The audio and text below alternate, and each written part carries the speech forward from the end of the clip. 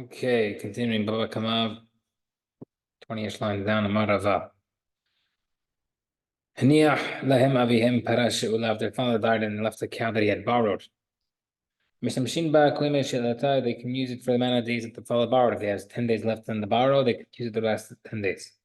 Meta en chayvin b'onsel. If it died, you are patur from ones. So if it died from out of ones, a bad accident, you are patur just like the borrower was, like their father. Let's say they thought it was their animals and accidentally slaughtered and ate it. They pay the cheap value of meat to replace it. They don't pay the full value because otherwise they wouldn't have eaten it. And they also have to give back the hide. However, the father left them real property like real estate. They have to pay back. So now, what do you mean they have to pay back? Those learn the real estate part to the first part of Rava. And that part is referring to when Rava said that if you borrowed and the cow dies by accident, you don't pay back. So therefore, according to that, Rava would then say that if their father left them property, they do pay for the onus. That's how he explained the first part of Mishnah, according to the last part. The middle, but those are learned on the second part. The second part was that if the inheritors slaughtered the cow and ate its meat thinking that it was their dad's, they only have to pay the value of cheap meat. Then Rava says that if they followed them property, they have to pay the full market value from the real estate. So, if one who only learned the first part regarding the borrowing, for sure the second part as well, if you ate it, you for sure pay. And he goes against Rav Papa. But the one who only learned the part with the slaughtering, but regarding the first part, regarding the honest, they won't agree because it's an accident. Behind the Rav Papa, we mentioned Rav Papa before. This is according to Rav Papa. The Amar Rav Papa, this is what Rav Papa says. Someone stole a cow, then he slaughtered on Shabbat. Hayav. You're chayav for paying 4 or 5 times, even though you're chayav mita. Why? Right, so we don't say kim lev. Why? Shekvar chayav begneva kodem sheyavod deisur b'Shabbat, because he was already chayav for the theft before he slaughtered it. Aita parash she'ula, which was borrowing it, right? So therefore, technically, he had the animal without it being in your possession, without it being stolen.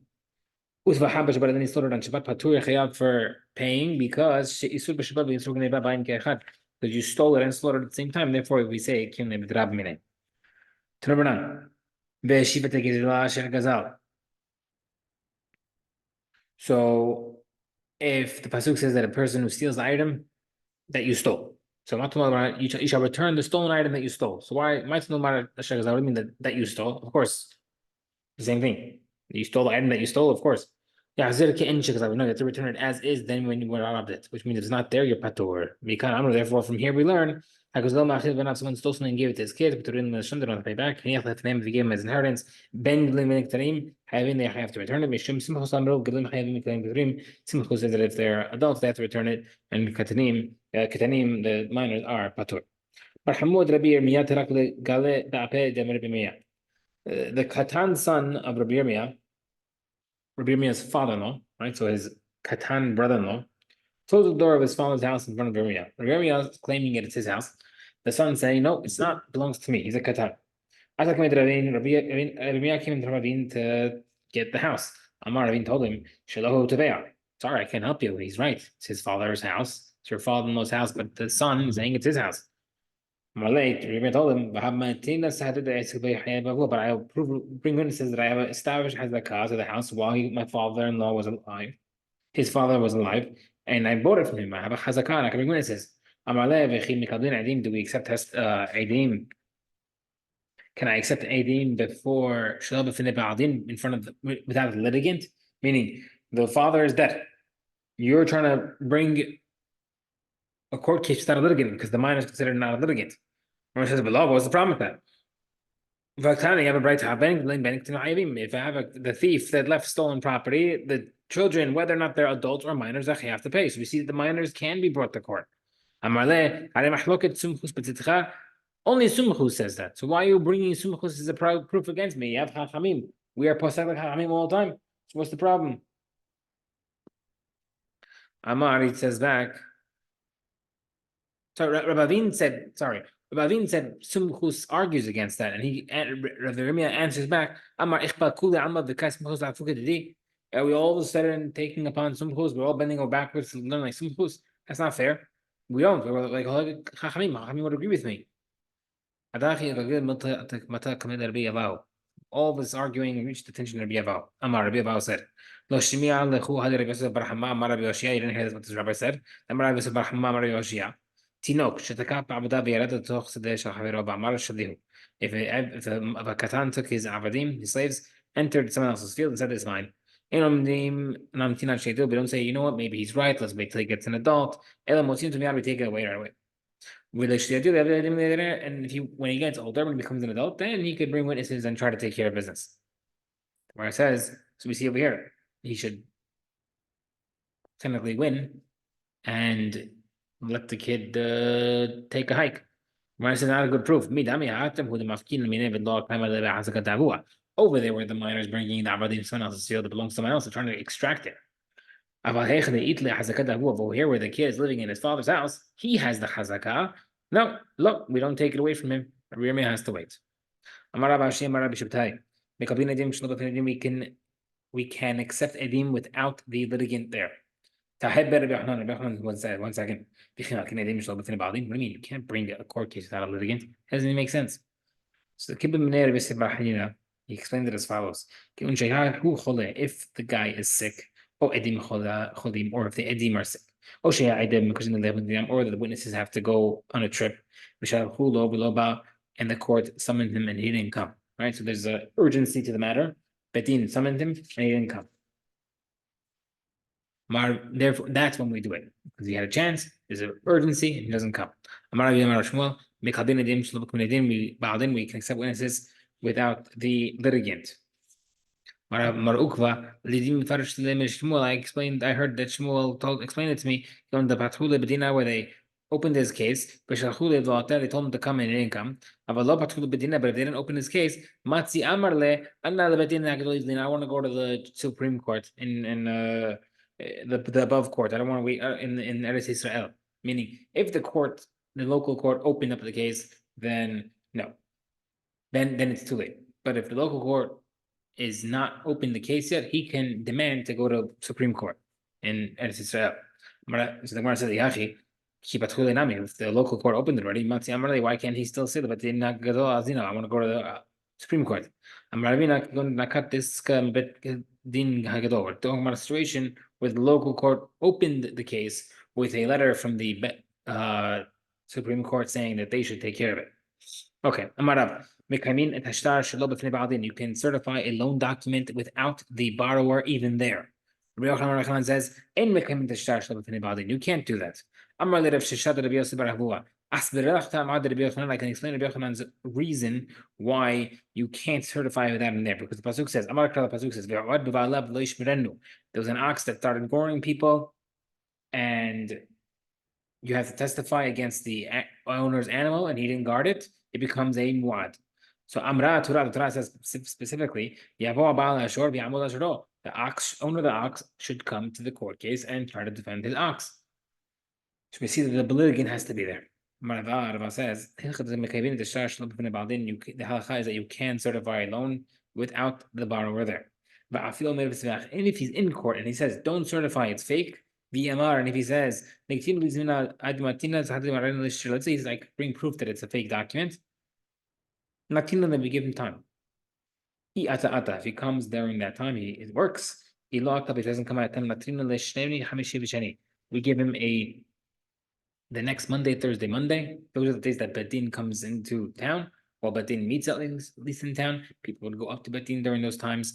And therefore we tell them, okay, you have until this Monday, next Monday, and the following Monday. After that, we're coming after you. Ilot, if he doesn't come,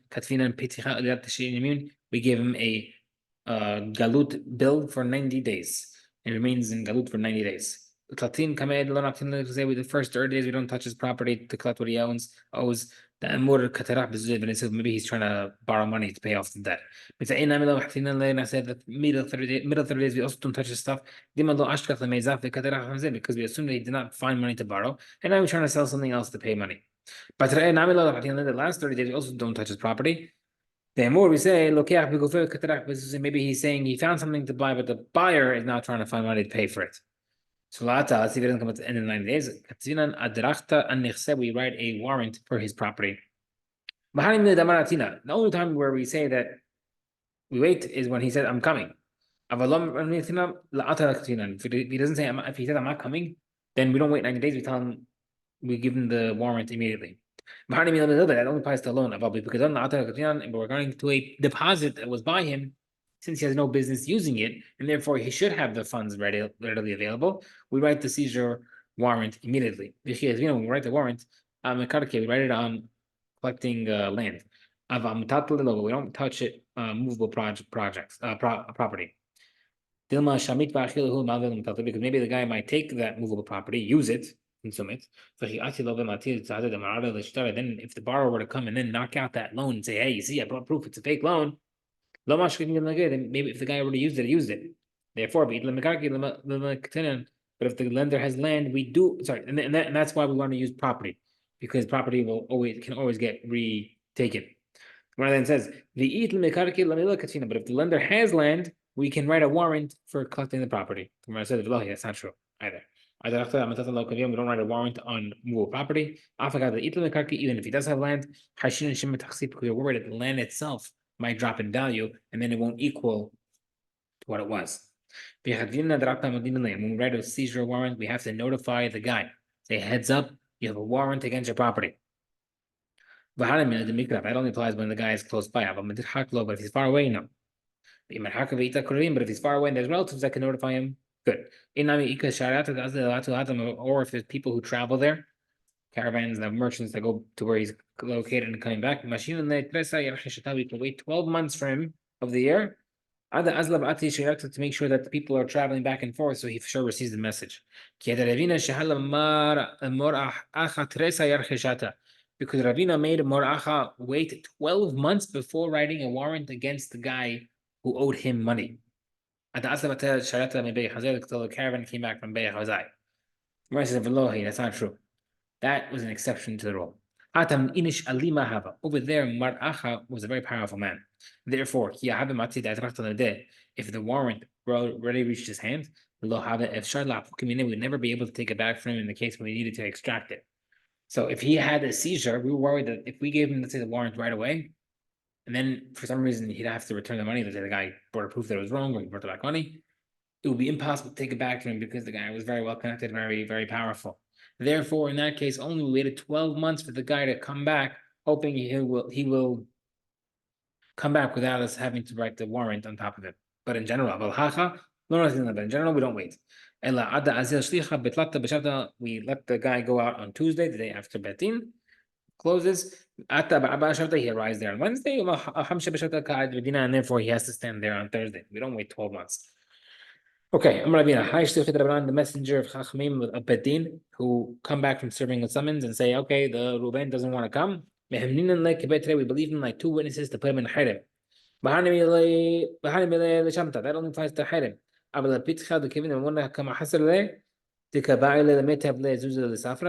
But if we are charging the guy for paying, if we wrote a bill, official document, the sofer has to write a document and post it in the town. This man is under Cherem, he's in Galut.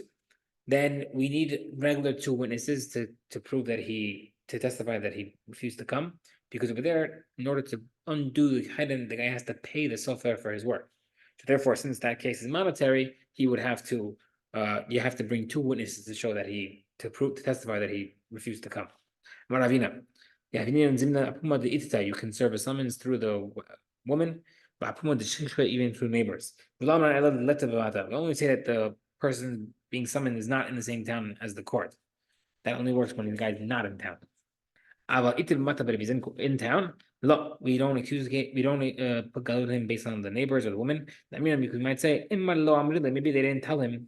Because they may say, I won't tell him. I think Betin will take care of it. We also said that when the guy is being summoned, did not pass by the court in general on the way to his home. But if he does pass by on the way home, we don't use the neighbors and stuff. Because they say, Bedin themselves. If they'll pass by Bedin will tell them himself.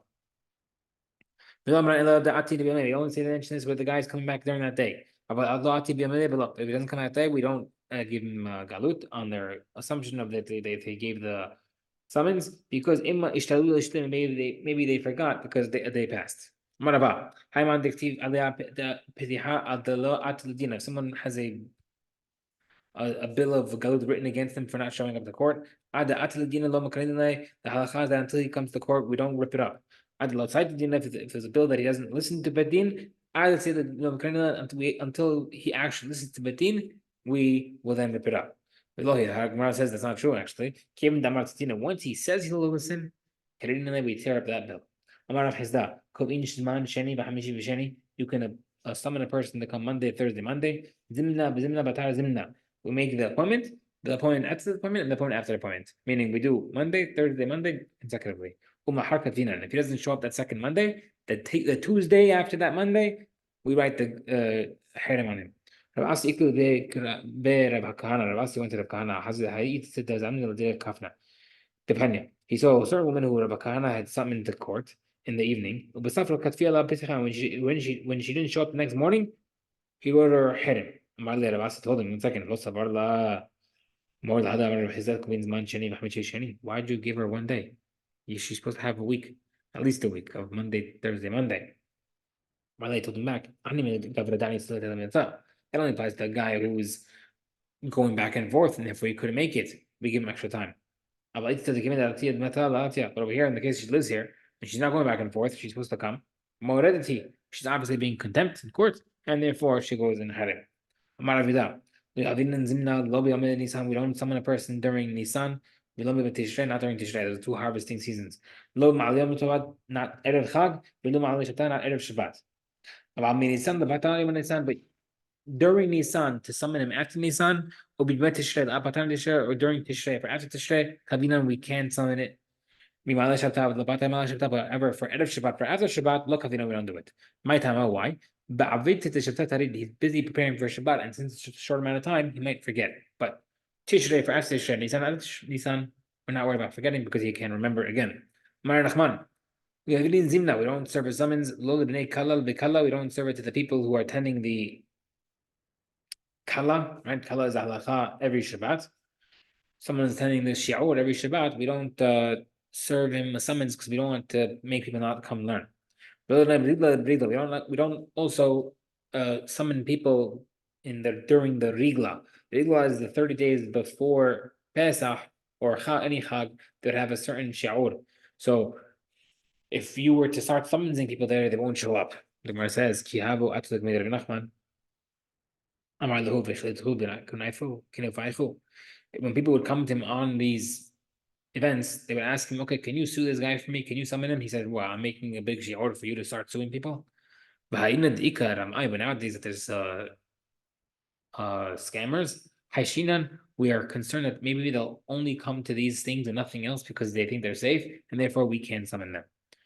And next part of the Mishnah said that if there was real property, after robbing someone and they leave it to the inheritors, if there's real property, they're chayav. We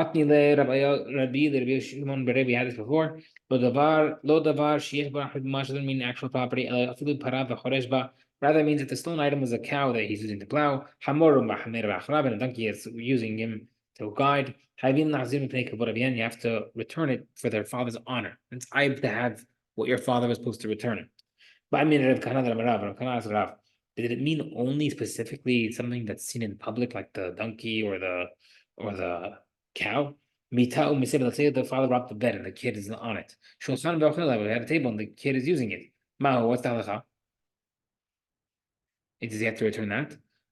Is that kavod for the father? Give to a wise man and he'll become smarter. Meaning, yes, you should realize that it applies to even that for their father's honor. Okay, in 14 lo mitevat Mishnah. In 14 lo mitevat hamuchsin. You should not take change from the coins of the customs box. Below mekish from the tax collector's box. And don't take tzedakah from them. We'll explain why. But you can take money from your house, or from the market. Stop here,